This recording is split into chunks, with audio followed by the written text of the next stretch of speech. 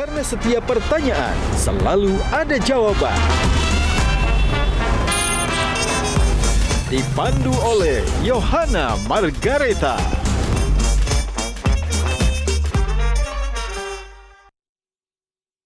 Dipersembahkan oleh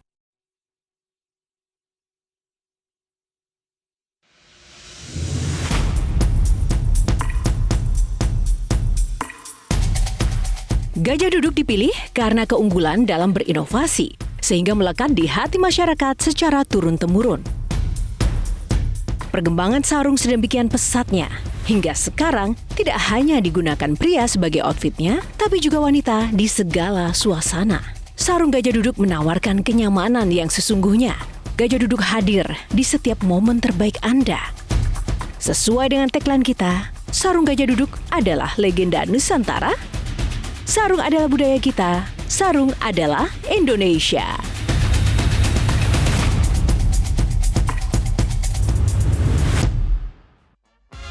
Halo, selamat malam pemirsa. Jumpa lagi bersama saya Yohana Margareta dalam Q&A, karena setiap pertanyaan selalu ada jawaban. Dan kali ini Q&A spesial menghadirkan sosok bintang tamu yang tentu saja dinantikan untuk kita gali-gali tentang siapakah dan juga seperti apa sosok-sosok kontroversi dengan segala isu-isu yang menemaninya. Namun selain bintang tamu, ada juga panelis yang setia bersama Q&A bersama saya pada malam hari ini. Siapakah mereka? Kita akan tampilkan Bang Henry Satrio, pakar komunikasi politik kita. Tepuk tangannya teman-teman.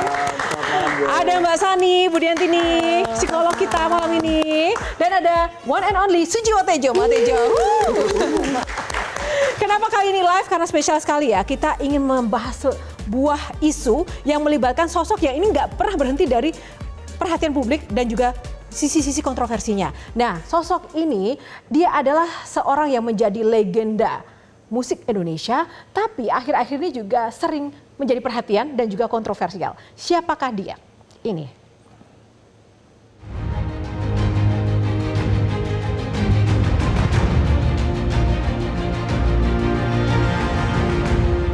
Kedatangan kita di sini ini untuk bagaimana supaya bullying terhadap anak kecil itu, anak di bawah umur itu tidak boleh terjadi lagi gitu. Jadi mudah-mudahan kasus ini bisa membuat netizen itu jerah. Inilah Q&A Risiko Anak Dewa bersama Ahmad Dhani Prasetyo. Tepuk tangan. Mas Dhani, selamat datang. Silakan duduk. Kalau dulu di episode sebelumnya kita yang sowan ya ke rumahnya Mas Dhani, sekarang Mas Dhani ke Q&A. Mas Dhani kok nggak pernah capek sih dulu soal hak cipta. Kemarin juga baru saja heboh dengan pernikahan Al dan juga Alisa yang luar biasa. Sekarang lagi-lagi ada sisi kontroversi melaporkan psikolog ke polisi. Ada apa sih Mas Dhani sebenarnya? Kalau melaporkan ke polisi itu nggak kontroversi ya, karena kan kebetulan teman saya banyak yang ahli di bidang hukum juga ya. Beberapa teman juga ada ya polisi yang bisa kita mintain pendapat. Nah, Mas Dhani, ini kan karena terkait dengan Mas Dhani merasa bahwa sosok yang dilaporkan ini membuli sang putri Safia seperti itu. Nah, apa yang memicu sebenarnya? Apakah Dek Safia di balik layar Mas Dhani lihat sedih, atau sang ibu juga merasa resah, atau apa yang paling membuat Mas Dhani marah dari case ini? Ya sebenarnya karena ternyata nggak banyak orang yang paham, termasuk terlapor gitu ya. Terlapor itu kan punya pendidikan psikolog. Tapi kok tidak dibarengi dengan pengetahuan hukum yang mumpuni gitu. Sehingga bisa offside dan bisa diduga kuat melanggar hukum tentang perlindungan anak dan termasuk juga ITE. Gitu. Bagian mana sih yang membuat Mas Dhani ini merasa nggak terima gitu Mas? Ya kalau kita lihat dari Undang-Undang Perlindungan Anak, menampilkan foto anak di bawah usia umur aja nggak bisa, nggak boleh. Itu udah melanggar hukum gitu. Hukum perlindungan anak. Apalagi memberikan stigma, apalagi mengomentari gitu. Ya. Itu kalau psikolog itu melihat undang-undangnya, itu memang nggak boleh, harus jelas undang-undang perlindungan anak. Mas Dhani sebagai legend public figure Indonesia, itu kan putra-putrinya itu memiliki resiko baik dan buruk menjadi seorang anak seorang Ahmad Dhani, resiko anak dewa dalam tanda kutip, entah itu dewa dalam arti public figure atau para pejabat, itu pasti ada risikonya. Dan itu bukan hal yang baru. Tapi kenapa ini menjadi berbeda dan membuat Mas Dhani sangat reaktif begitu? Ya karena ada pelanggaran hukum di situ.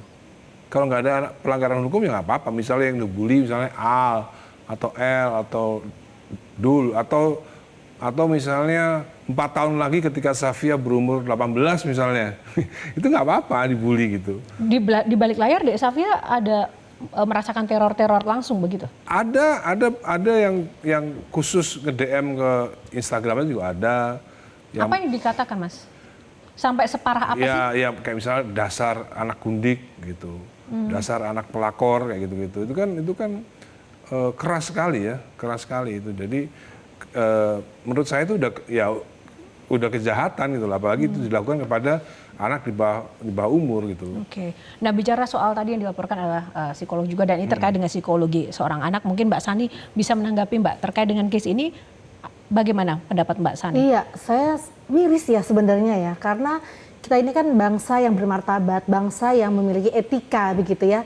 Tapi ketika di era digital ini jadi kebablasan, akhirnya menyasar anak di bawah umur, rasanya ya siapapun tidak akan terima sebenarnya. Apapun alasannya ya? Apapun alasannya, dan saya juga sangat prihatin ya Mas, dan berempati juga terhadap yang Ananda alami begitu. Tapi memang disinilah peran orang tua bagaimana melindungi anak kita supaya anak kita tetap kuat mental dalam menghadapi situasi yang paling parah, menekan mereka begitu. Nah, kalau jadi psikolog, pertanyaan apa yang akan Mbak Sani sampaikan kepada ayah korban bullying? Iya, ini yang ditunggu-tunggu nih Mbak. Ini yang ditunggu.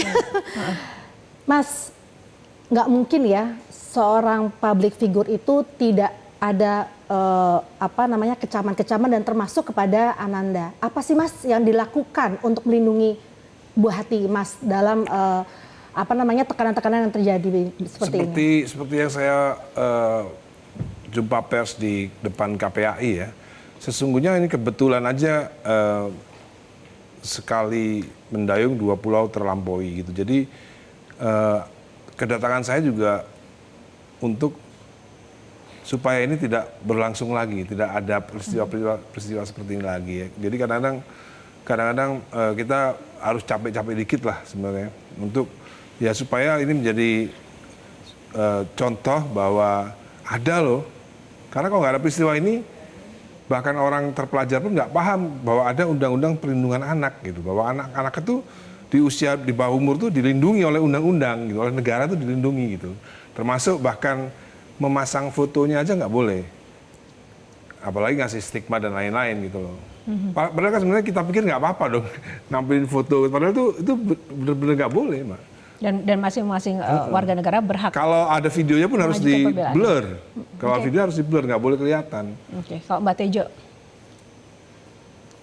Aku mau nanya itu ini sebagai anggota DPR atau sebagai Ahmad Dhani? Dua-duanya lah. Anggota dewan, musisi, seorang ayah. Tapi kalau kali ini sebagai seorang ayah. Berarti aku nggak boleh panggil Dan atau Pak gitu. Boleh lah. Gini Dan.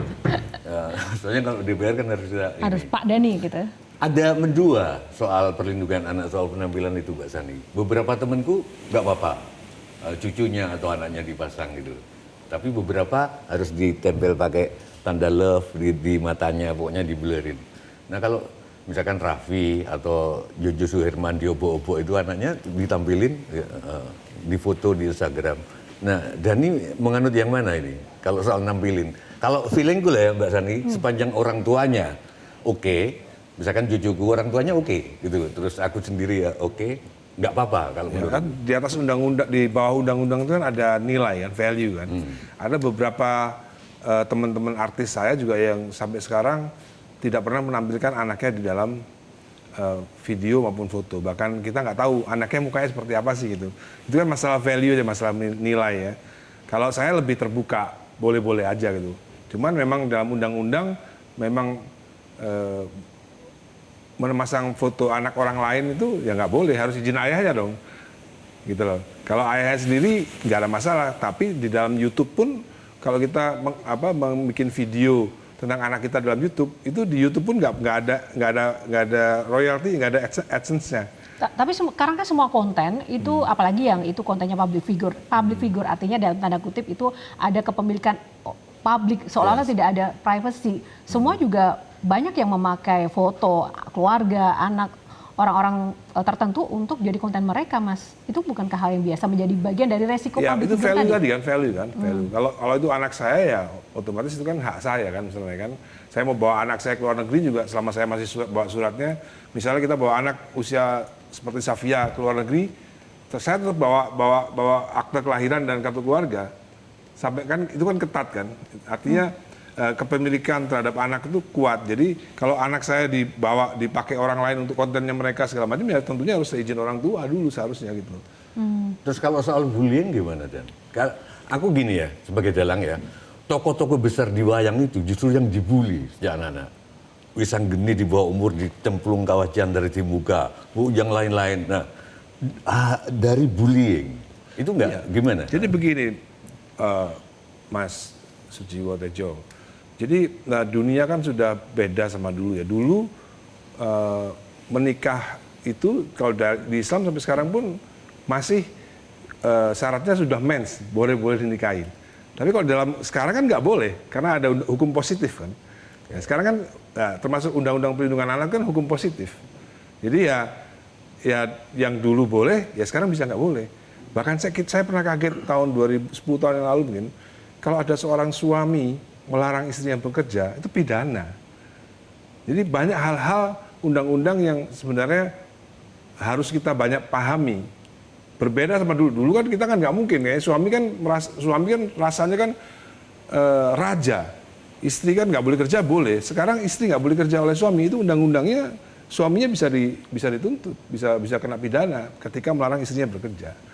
Oke, kalau sekarang pada kasus Dani, ketika Safia dibilang ibunya seperti itu yang kau katakan tadi, apakah itu kalau dari sisi aku nggak membuat Safia justru makin tegar, makin berkembang dengan dihantam tembok, dihantam apa gitu? Ya itu sisi baiknya, itu sisi baiknya, sisi baik. Tapi kalau saya ngikutin seperti Mbak Tejo, nanti ini akan menjadi pembiaran. Nanti anak-anak lain juga akan seperti itu. Gitu. Nah, tunggu. Sebelum Bang Hensat akan mengajukan pertanyaan, tahan dulu. Kita akan jeda dulu. Sesaat lagi Q&A masih akan kembali. Tetaplah bersama kami.